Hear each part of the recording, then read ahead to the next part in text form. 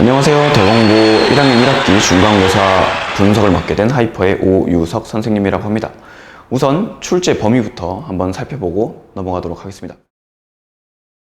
네, 우선 전체적인 범위가 되게 넓었어요. 생각보다 많이 넓었고 그 범위 안에서 분배가 잘 되어 있었던 그런 시험이다 라고 볼 수 있겠고요. 다만 연립방정식에서 배점이 굉장히 낮은데 그 이유는 기말고사에서 많이 나올 수 있기 때문이지 않을까라는 생각을 한번 해봅니다. 그 외에는 별다른 특징 없이 잘 배분되어 있었다라는 거 알고 계시면 될 것 같습니다. 이번 중간고사의 특징이 조금 있는데요. 첫 번째, 기본에 굉장히 충실해요. 킬러를 제외하고서는 모두 어디선가 봤던 문제들 이런 거예요. 센이라던가 시너지라던가 이런 데서 굉장히 많이 살펴본 문제들이었다라는 거 알 수 있고요. 그 다음 난이도보다는요 양을 택했어요. 그러니까 속도 조절이 조금 관건이에요. 난이도가 그렇게 높지 않아요. 더군 한 11번 정도? 12번 정도까지는 모두 편안하게 풀 수 있었던 문제다. 내가 좀 고득점을 맞고 싶다. 그럼 1번부터 12번까지는 정말 빠르게 풀 수 있을 정도의 실력을 가지고 있어야 된다라는 거 알고 계시면 될 것 같고요. 다만 조금 다들 시간이 조금 빠듯했을 거예요. 네. 쉽지만 막 어렵진 않은 시험이었지만 속도는 조금 빨랐어야 했다. 문제 풀 게 많거든요. 그렇기 때문에 속도에 관건이 있었다라는 거 알고 계시면 될 것 같고요. 그 다음에는 킬러 문항도 사실 객관식 15번, 16번이에요. 사실 제가 생각하기에는 킬러 문항이 15번, 16번 말고는 없었고요. 서술형에는 그렇게 난이도가 높지 않았습니다. 객관식 15번, 16번은 킬러임에도 불구하고 아예 손을 못 댈 정도였다는 아니었고요. 시간은 좀 들지만 한번 손은 댈 법하지 않았나 싶습니다. 다음은 예상 적중 문항인데요. 일단 13번 문항 보시면 굉장히 많이 보셨을 거예요. 여러분들 그냥 시중에 아무 책이나 펴셔도 그냥 나오는 문제들, 그런 문제인데 이걸 제가 적중했다고 막 자랑하려고 올린 건 아니고 13번에 대해서 조금 할 말이 있습니다.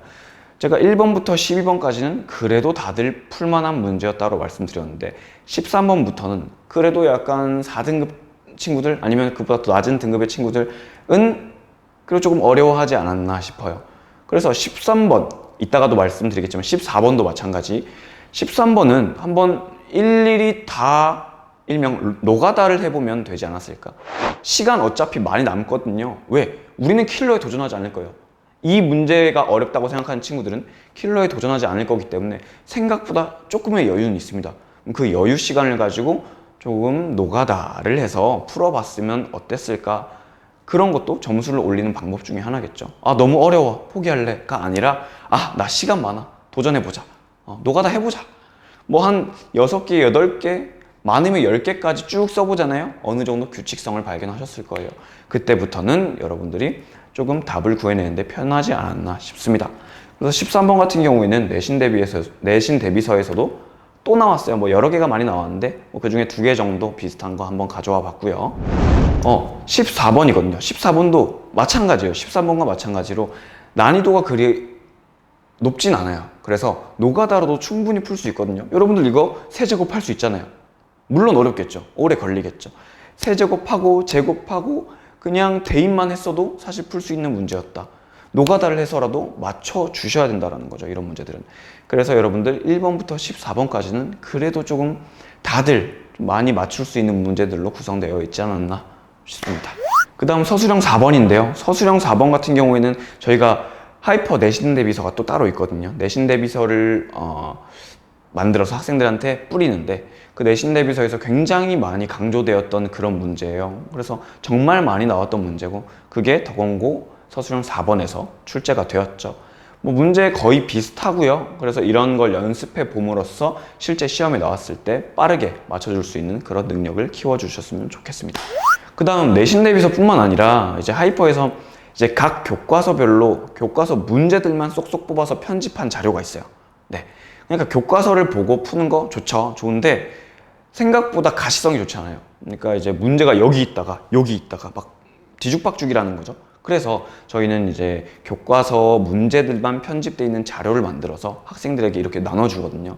그럼 나눠주면 이 본인 교과서의 내용 문제들 다 풀어보고 들어간다는 거죠, 시험장에. 그래서 이 문제 같은 경우에는 교과서와 동일한 문제예요. 그러니까 숫자만 딱 바뀌었어요.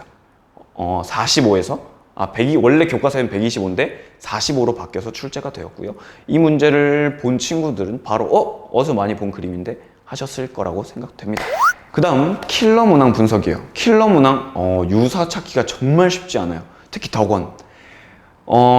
수원, 수투, 그러니까 고등학교 2학년 과정 가셨을 때도 킬러 문항을 정말 어디서 가져오는지 잘 모르겠어요. 선생님이 정말 많은 책들을 다 뒤져보고 각종 모의고사도 다 뒤져보고 했거든요. 근데 찾아보지 못했어요. 그러니까 찾지 못했어요. 이 문제 나오지 않더라고요. 그래서 일단 분석 정도로만 어떤 개념이 쓰였는지 이 정도 설명드리고 넘어가도록 하겠습니다. 우선 15번이 난이도가 어려웠던 이유는 정말 많은 개념이 섞여 있어요. 이 개념을 사용했다가 저 개념을 사용했다가 그 개념들을 계속 여러 가지들 섞여 있었기 때문에 난이도가 높아졌다라고 보시면 될 것 같고요. 이 문제를 보자마자 여러분들이 떠올리셔야 됐던 거는, 자, 여러분들 2차 함수와 1차 함수가 접한대요. 판별식은 0이다. 바로 떠올리셨어야 됐고요. 두 번째, 식이 여러 개 있을 때는 어떻게 한다? 문자가 여러 개 있고 식이 여러 개 있어요. 연립하셔야겠죠. 연립을 해야 된다. 그 다음 방정식을 풀 때 가장 기본이 뭐예요? 인수분해. 인수분해에서 걔가 0이 된다. 이렇게 풀어주시는 게 가장 이상적인 풀이었겠죠. 그 다음 마지막 정수 자연수 얘기가 나오죠. 정수 자연수 얘기가 나오면 사실 정수 자연수다 라는 힌트가 어떤 힌트냐면, 야, 정수 자연수 너 손가락으로 셀 수 있을 정도로 얼마 없어. 그러니까 일일이 다 넣어가면서 세봐. 이 얘기거든요. 그래서 여러분들이 정수다 자연수다 얘기가 나왔을 때는 그렇게 일일이 넣어보면서 풀어주시면 될 것 같습니다. 자, 그 다음 16번인데요. 16번 문제 같은 경우에는 그냥 포인트가 딱 있어요. 인수. 이 인수라는 개념이 왜 중요해지냐? 나중에 수원, 수투를 갔을 때도, 특히 수투에 갔을 때 인수 개념이 정말 중요해져요. 그렇기 때문에 수상을 배울 때 여러분들이 꼭 가져가셔야 할 개념 중에 하나거든요. 그래서 이제 첫 번째, 여기 나와 있어요. gx는 x-a를 인수로 갖지 않는다. 그럼 뭘 인수로 갖냐? 나누어 떨어진다는데 뭘 인수로 갖냐? x-b, x-c를 인수로 갖고 있어야 되겠죠. 그쵸? 그럼 gx가 x-b, x-c를 인수로 갖고 있다면 qx는 x-a의 제곱을 인수로 갖고 있다 라고 일단 식을 표현한 후에 밑에 가나 힌트로 그 미지수 a, b, c가 뭔지 찾아나가는 문제예요. 그렇기 때문에 여러분들 항상 문제를 풀 때는 인수라는 개념을 항상 머릿속에 두시고 식을 먼저 표현한 후에 힌트를 사용한다 라고 생각하시면 될 것 같습니다. 네, 이제 기말고사를 준비한 여러분들을 위해 조금 팁을 드리자면, 고등학교 1학년들이 가장 궁금해하고 많이 물어보는 것들이 뭐냐면, 선생님 공부 어떻게 해야 돼요? 선생님 이거 시험 칠 때 어떻게 풀어야 돼요? 선생님 뭐부터 풀어야 돼요? 이런 걸 굉장히 많이 묻거든요. 그래서 여러분들 다 아는 걸 수도 있지만 좀 세세하게 설명을 드리려고 합니다. 첫 번째, 시간 관리예요. 덕원고 시간 관리 굉장히 중요합니다. 문제를 빨리빨리 풀어줘야 되거든요. 그래서 선생님은 어떻게 설명하고 싶냐? 일단 내가 1번부터 10번까지 딱 풀었어. 근데 딱 10분밖에 안 걸렸네? 그러면 그대로 쭉 킬러까지 쭉 도전하세요. 왜냐하면 1번부터 10번까지 그 정도 시간밖에 안 걸렸다 하시면 굉장히 잘 푸는 거거든요. 그러면 그때부터 킬러까지 쭉 잘 푸시다가, 물론 막히는 문제가 있으면 한 1분, 2분 못 풀었어. 넘어가셔야 됩니다. 알겠죠? 그 한 문제 때문에 뒷문제 다 망쳐요. 안 됩니다. 넘어가실 수 있어야 돼요. 포기가 빨라야 됩니다. 자, 두 번째. 10번까지 푸는데 한 15분 정도 소요가 됐어요. 그럼 약간 애매하거든. 킬러 풀기가. 왜? 킬러 푸는데 5분 정도는 소요가 돼요. 그럼 킬러를 풀고 서술형으로 넘어가게 되면 서술형을 내가 자세하게 다 쓸 수 있을까? 아니요, 손 떨면서 쓸걸요. 네, 그렇기 때문에 내가 만약에 15분 정도 걸렸어. 조금 애매해. 15분에서 20분 사이 걸렸어. 그러면 킬러는 일단 놔두고, 객관식 킬러 놔두고 뒤에 거 서술형부터 풀 수 있는 거 쫙 푸시고 다시 킬러로 돌아오시는 게 맞다고 생각됩니다. 그리고 내가 1번부터 10번 푸는데 20분이 넘게 걸렸네. 킬러는 바로 X를 치는 거예요. 바로 그냥 킬러 거들떠보지도 마세요. 그냥 킬러 풀지 마시고 내가 풀 수 있는 문제에 꼭 집중하셔서 하나하나 다 맞추는 그런 시험이 되어야 한다라는 겁니다. 그 다음, 내 수준을 아셔야 돼요. 내가 만약에 1, 2등급이야. 나 좀 잘해. 그러면 고난도에 물론 집중을 하고 계시겠죠. 하지만 덕원 같은 경우에는 시간 관리가 굉장히 중요한 시험이기 때문에 쉬운 문제들을 빨리 푸는 연습도 굉장히 필요합니다. 그렇기 때문에 너무 고난도에만 집중되어 있으면 문제 푸는 속도가 안 나와요. 그러니까 문제 빨리 푸는 연습도 평소 시험 대비할 때, 내신 대비할 때 꼭 해주셔야 되는 연습 중에 하나라는 거죠. 그 다음에 실수를 줄여야 돼요. 1, 2등급들 실수 줄여야 됩니다. 킬러 못 푸는 거 상관없어요. 나도 못 풀고 너도 못 풀고 다 못 풀어요. 그럼 킬러 못 풀었어. 어차피 다 틀리는 건데 등급과는 별개라는 거죠. 그 킬러 맞추는 게. 그럼 킬러 맞추는 거에 집중해야 되냐? 근데 킬러 맞추는 거 좋죠. 좋지만 기본 문제들을 싹 다 맞춘 후에 실수 없이 싹 다 맞추고 킬러를 도전하셔야 됩니다. 항상. 오케이? 그러니까 기본이 돼 있어야 된다는 거예요. 1, 2등급에게 말해주고 싶은 거는 실수가 없어야 된다. 항상 시험에 실수가 없어야 된다. 그 다음에 3, 4등급 킬러? 그냥 기본 문제들 시너지, 센, RPM 이걸 그냥 싹 다 완독하는 거야. 마스터하는 거야. 그러면 1번부터 10번, 11번, 12번까지 아니 내가 봤을 때 이번 시험은 14번까지 거의 완벽하게 푸셨을 거예요. 내가 걔네 시중 문제집을 완벽하게 풀 수 있다라면 그러면 제가 봤을 때 14번까지 다 맞추고 뒤에 서술형 한두 개 틀렸다? 그러면 3등급 좀 더 잘 맞으면 2등급까지 갈 수 있었지 않았을까 생각이 듭니다.